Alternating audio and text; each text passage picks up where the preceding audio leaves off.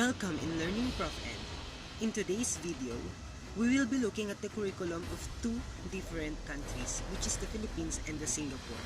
There will be two teams in the battlefield with three mythical heroes that will provide information that will help us see the comparison between the two countries. Without any further ado, let's begin the battle.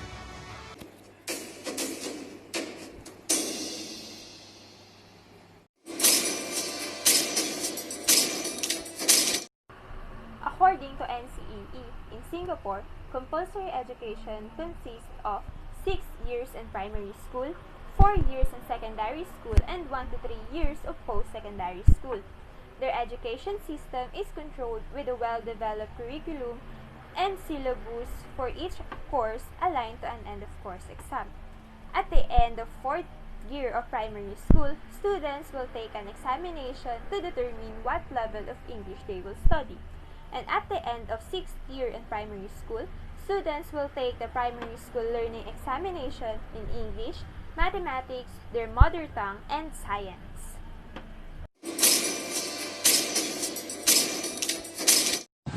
The Singapore Ministry of Education oversees the development of national curriculum, which includes the desired outcomes of education.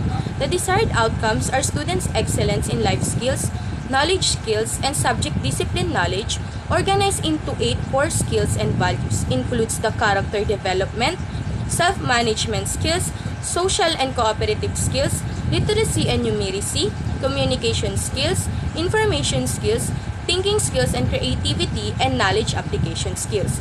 The primary school curriculum is focused on ensuring that the students have a good grasp of English language, mother tongue language which is available for Chinese, Malay, and Tamil speaking students, and mathematics. There are also several additional curriculum elements, includes moral education, pastoral care, career guidance, national education, physical education, and project work. Although students are sorted into bands beginning in secondary school, there is a national curriculum for students aged 12 to 16 that is essentially the same across the bands, with students in the same more difficult tracks expected to perform in a higher level of competence. Core subjects at this phase includes English, mother tongue language, mathematics, science, literature, history, geography, arts, craft and design, and technology, and home economics.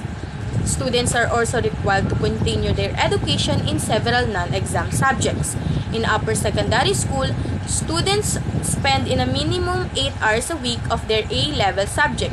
These subjects chosen by each student, and an additional 4 hours a week on civics and moral education, assembly, and physical education.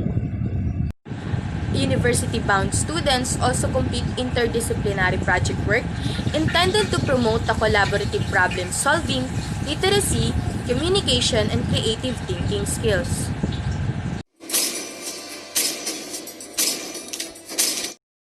Assessment and qualification in Singapore. Teachers perform continuous assessment on their students at all levels of education. On day-by-day basis, assessment is informal and based on students' work in and out of classroom. Every end of primary school, all students take primary school leaving examination. School placed students into separate exam levels.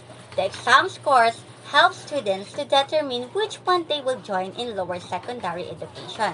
The bands are categorized as special, express, normal technical, and normal academic. The Ministry of Education helps to place students who are not accepted in their school choice.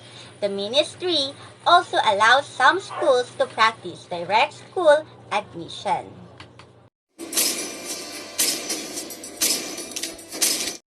Education in the Philippines is offered through formal and non-formal systems.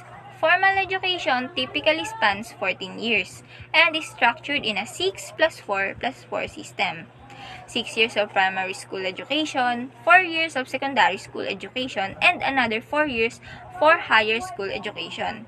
But they added 2 more years for secondary education as senior high school as part of the new curriculum, the K-12. In the Philippines, the academic school year begins in June and concludes in March, a period that covers a total of 40 weeks. All higher education institutions operate on a semester system, fall semester, winter semester, and an optional summer term. Schooling is compulsory for 6 years beginning at the age of 7 and culminating at the age of 12. These 6 years represent a child's primary school education. The Philippine curriculum is referred to as K-12 or Enhanced Basic Education Curriculum. It aims to enhance learners' basic skills, produce more competent citizens, and prepare graduates for lifelong learning and employment. K stands for kindergarten and 12 refers to the succeeding 12 years of basic education, 6 years of elementary education, 4 years of junior high school, and 2 years of senior high school. It gives the students the chance to choose among 3 tracks: academic track for those who chose to go to college, technical vocational for those who want to be employed after high school, and sports and arts for those inclined in such field, and then undergo immersion, in which provides relevant exposure and an actual experience in their chosen track. Played a long-standing role in educational aspects. Here in the Philippines, in primary level, from grade 1 to 6, subjects such as mathematics and science are taught in English. Social sciences and humanities are taught in Filipino. So that once the students complete a grade 1 to 6, he or she will awarded a graduation certificate. So in secondary level, students are rated 4 times throughout the year. Students who fail to earn a rating of 75% must repeat the subject. Schooling at secondary level spans 4 years in durations 7 to 10.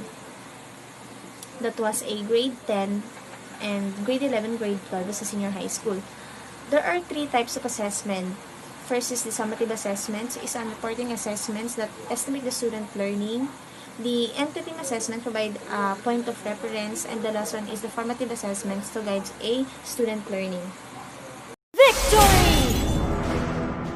We have witnessed a very intense and very informative battle in the battlefield. We have learned a lot about the curriculum of the Singapore, such as having a 10-year basic education, and in primary level, they are focused on enhancing skills in language and mathematics. And in secondary level, they will be focusing on a broad-based education. While in the Philippines, we have a 6 years education in primary, 4 years in secondary, followed by a higher education in those who wants to pursue a degree for the future. For me, there is no perfect curriculum, but what important is, it is effective and constantly developing and must also adapt to changes that is happening around us to keep up. I hope everyone learned a lot in this video, and thank you so much for watching. See you next time for the next battlefield.